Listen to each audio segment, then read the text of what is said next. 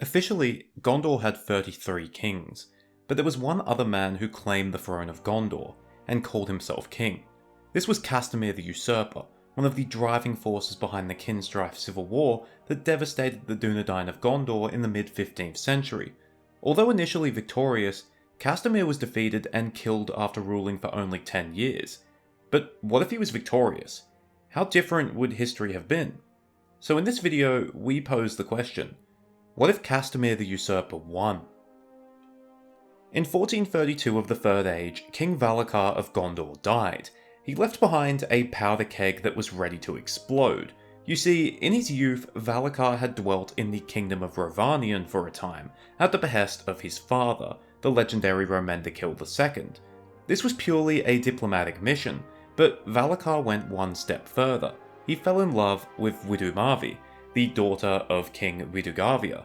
This was unprecedented in Gondor. The king and his heirs always wed those of Númenórean blood, but now the heir apparent had wed a Northman, a middle man, meaning the future king of Gondor that came from that union would only be of half Númenórean descent. Romendikil realised this, but he could not annul the marriage without angering Widugarvia, a powerful ally. He had no choice but to accept the situation. He recalled Valakar back to Gondor, but by that point he already had a son, Vinathaya, more commonly known as Eldacar. Valakar didn't just return with his new family, an entire household of Northmen lords and ladies accompanied them. Alongside that, many Northmen were now taking up service in Gondor's armies, some of them even rising to high ranks. This was the beginning of the intermingling of the southern Dunedain with the middlemen of Middle-earth. But not all Gondorians looked upon this favourably.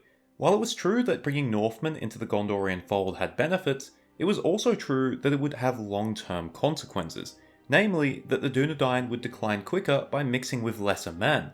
Thus, all eyes were on Eldacar. It was worried that as King of Gondor, he would have a shorter lifespan, and that he would lack the strength and wisdom of the Dunedain.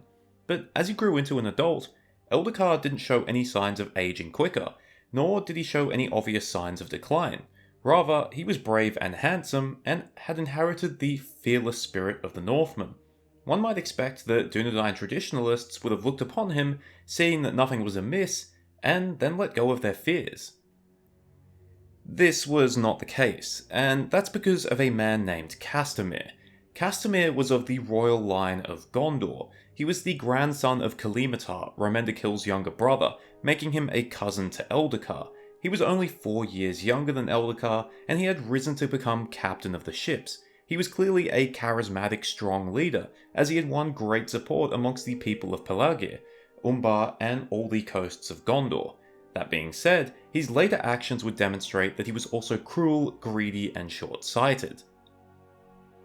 Although it's never explicitly stated, it seems that Castamir was the chief instigator of the eventual rebellion against Eldacar. It smouldered while Valakar was alive, but as Valakar neared the end of his life, Gondor's southern provinces grew ever closer to rebellion, and upon the ascension of Eldacar, civil war broke out, the Kinstrife. For 5 years, Eldacar held out against his enemies, but in 1437 he was forced to flee from Osgiliath to Rhovanion. Castamir had usurped the throne and declared himself king. As history would have it, 10 years later, Eldacar would return at the head of an army and would personally kill Castamir at the Battle of the Crossings of Erwi, and would reclaim his throne. However, Castamir's sons would seize the fleet at Pelargir and would sail it to Umbar, where they would set up their own rebellious state that would war with Gondor frequently over the next few centuries. These were the first Corsairs of Umbar, and while Castamir's descendants would eventually be destroyed, their influence remained, and Umbar remained a thorn in the side of Gondor for the rest of the Third Age. But let's change things up. What if instead of being victorious at Erwi, Eldacar was defeated, and he was the one who was killed? What would happen then? How would Gondor change, and what would the future look like? Well, if Castamir had won at Erwi, there would be a bloody aftermath. As I said earlier, Castamir was a cruel man, demonstrated when he executed Ornandil, Eldacar's son, and when he sacked Osgiliath, the capital of his own country. When Eldacar returned, most of the people of Ithilien and Anorion supported him, partially due to the fact that Castamir had sacked Osgiliath once already, but also because Castamir completely neglected Gondor's inland provinces. Castamir's greatest love was the navy, thus cities such as Pelargir and Umbar were of great importance to him, far more than places like Osgiliath, Minas Anor, and Minas Ithil. In fact, Castamir was planning on moving the capital from Osgiliath to Pelargir, but never got around to it, possibly because he couldn't risk further alienating the Dunedain of Anorion and Ithilien. But those Dunedain had demonstrated their disloyalty by rising up with the return of Eldacar, and with Eldacar now gone, Castamir would have the perfect justification to purge Ithilien and Anorion of any remaining Eldacar supporters, or realistically, anyone that Castamir saw as a threat or a roadblock. Given Castamir's past actions, this would probably be an incredibly bloody affair. There would be executions, imprisonments, seizure of property. One interesting consequence is that many of Eldacar's remaining loyalists might flee, possibly north to Rhovanion, or maybe even to Arnor. If Aldemir, Eldacar's second son, was still alive at this point, they might rally to him wherever he might be. While the final destruction or exodus of his opponents would secure Castamir's reign in the short term, it would undoubtedly weaken Gondor in the long term. But in the end, with Ithilien and Anorion gutted, Castamir would now be able to move his capital to Pelargir unopposed. Another consequence of Castamir's victory would be the end of the alliance with the Northmen. We don't actually know Castamir's personal views on the Northmen. He might not have actually cared about Eldacar's mixed heritage and just saw the rebellion as an opportunity to claim power. But regardless, from an outside perspective, the rebellion was started because of Eldacar's mixed heritage, and as a result, the Northmen supported Eldacar. If Castamir was victorious, we might see the destruction or exile of any Northmen who remained in Gondor, as they would be seen as potential traitors. This would undoubtedly be the end of Gondor's alliance with the Northmen for the foreseeable future. The Northman alliance had several benefits for Gondor. They provided Gondor with manpower, a cavalry force, and acted as a buffer state against the Easterlings. Acting as a buffer state was incredibly important for Gondor, in part because in the past, sometimes Northmen had sided with the Easterlings in raiding Gondor. By securing the alliance with Rhovanion, Gondor had ensured the Northmen would never side with the Easterlings. But now that Gondor was under new leadership, which had emphatically rejected the Northmen, it's possible that Northman-Easterling alliances would become far more common, and that Gondor would now be a prime target. There is, however, one major difference that would be beneficial for Gondor, and that would be that Gondor would retain control over Umbar and their fleet, and they could continue to exert influence over the Haradrim. In the actual timeline, the loss of Umbar was disastrous for Gondor, not just because they lost a major port city and the majority of their fleet, but because they mostly lost control over the Haradrim. This would drag Gondor into multiple wars against the Haradrim and the Corsairs for the next 200 years. Pelargir would be raided, 2 different kings would be killed in battle, and the conflict would only come to a temporary end when the Great Plague ravaged Middle-earth. And I should also mention one of the primary causes of the Kinstrife, the fear of decline by mixing with other men. This was a legitimate concern, and removing any Northman influence from Gondor would slow that decline. However, that decline was still inevitable, and it's unclear how much it was actually sped up by mixing with the Northmen.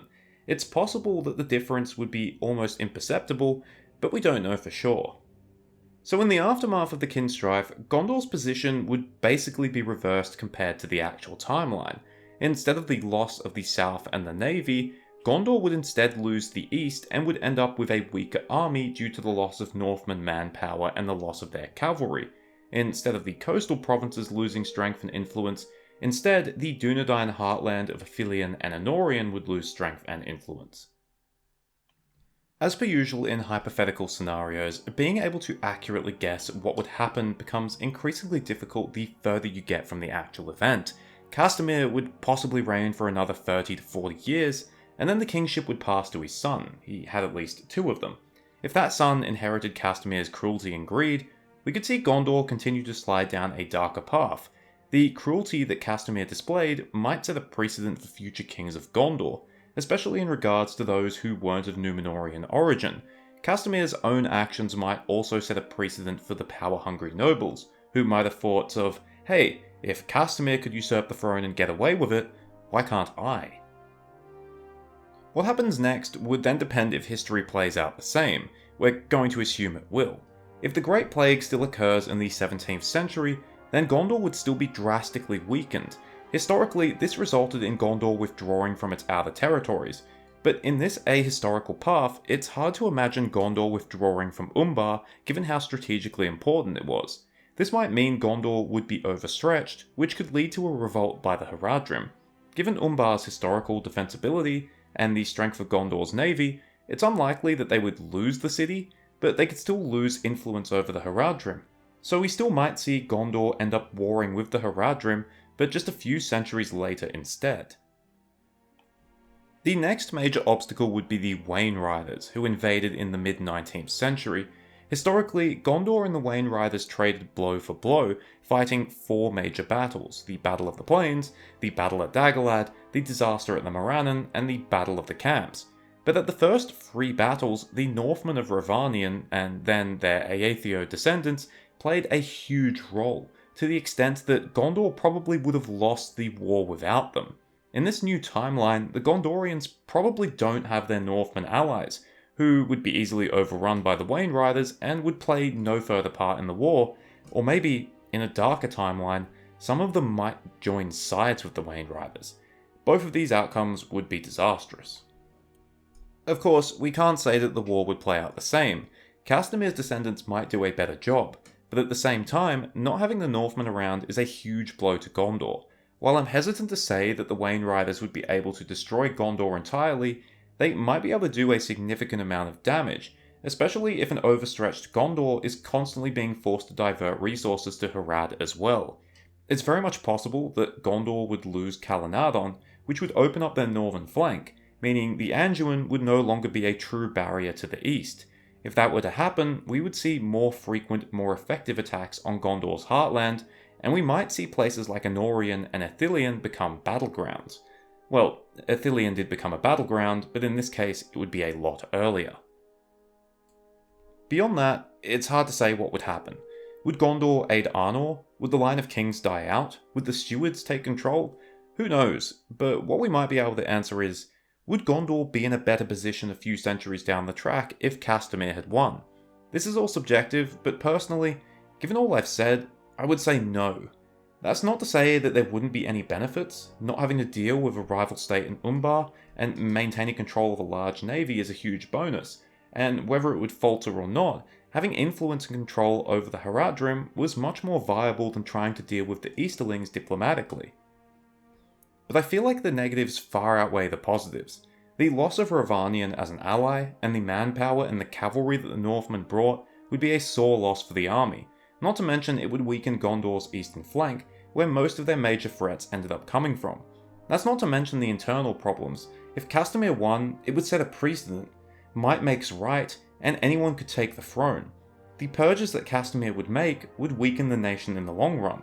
The cruelty that he would display, it would lead to a fractured society, where the elite of Gondor would constantly be at each other's throats, and the threat of civil war would constantly be looming. This was a worry even in the Gondor where Eldacar won. It would be so much worse in the Gondor where the malevolent Castamir won, and his descendants followed his methods. And if the kings of Gondor were too busy looking over their own shoulder instead of at the threats beyond the horizon, well, I can't imagine things would end well.